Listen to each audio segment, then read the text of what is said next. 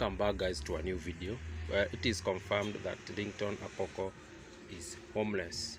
Where Ringtone came forward and cried in front of cameras when he was interviewed, where he came forward and said this: naogopa na ninahofia maisha yangu. Nimevamiwa kwangu, nyumba nimekuwa nikiishi zaidi ya miaka 10. Mimi ni yatima, nimedhulumiwa. Watch the following video that follows and see you in my next one. Kuna studio yangu, hao watu wakati wamevunja, wameondoka na mavitu za studio, wameondoka na mavitu zangu zingine. So nataka kusema tu, mimi sijui message itafikia nani, lakini mimi sasa naogopa, nahofia maisha yangu na watu wamecreate perception juu yangu ni kama mimi ni mgaidi, lakini mimi ndio nimedhulumiwa. Mimi mtoto wa Kenya, niko kwetu kwa nchi yangu. Watu wametoka nje ya nchi, wamekuja wakatumia pesa Kenya kuninyanyasa.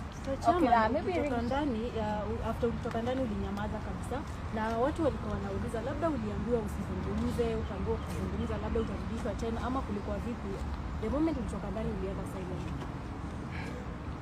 Nimetoka ndani kama nimetishiwa. Mimi ni Mkenya, niko Kenya kwetu, nimefanywa madhambi. So sikutaka kuongea kwa sababu naona hakuna mtu mwenye ambaye anaweza nielewa. Naona watu wamecreate perception kwamba mimi ni mgaidi.